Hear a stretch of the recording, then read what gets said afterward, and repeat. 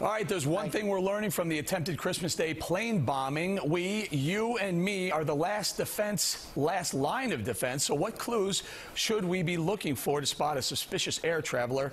Let's ask. A former Air Marshal, Robert MacLean, joins us now. Thank you, sir. Okay, so we talked about this in the morning meeting this morning. I said, hey, you know, what should we be looking for? What's suspicious on an airplane? Because with, I don't know, a few thousand air marshals, maybe there's not one on the next flight we take. What are we looking for?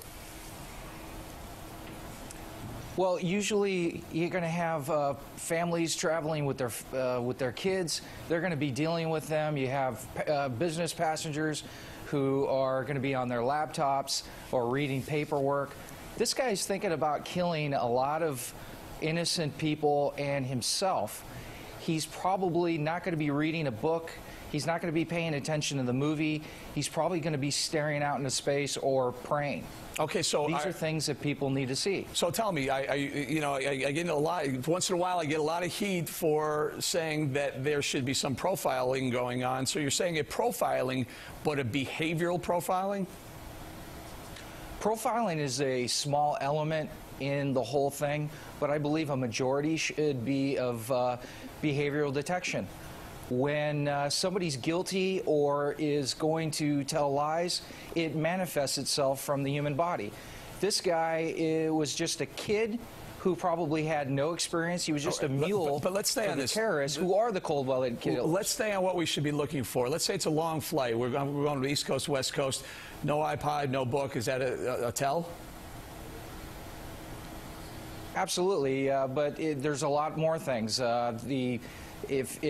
If you have passengers that it's pretty much their career of flying on business trips, these people need to see who is acting different. What's something out of the ordinary? Is this guy sweating? Is he nervous?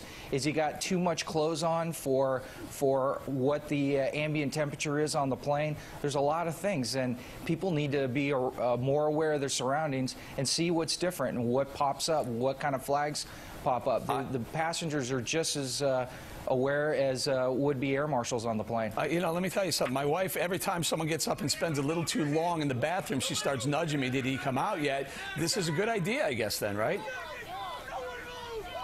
Yes, yeah. And I always, when I used to fly missions, usually people taking in a big bag into the bathroom. That used to always perk my interest. But, yeah, we can't be going into the bathroom and shaking everybody down just because they're in there a little bit too long. Robert, we're running out of time here real quick. What do we do if we do see someone that looks very suspicious? Talk to the flight crew. Talk to a flight attendant. They're the ones that know. They're the ones that know their passengers. They're the ones that know what to do. They might relay it to the captain. They might relay it to the air marshals if they're on board. Okay, all right. There we have it. Mr. Robert MacLean, he's a former U.S. Air Marshal. Thank you, sir. Thank you. All right, the funeral free.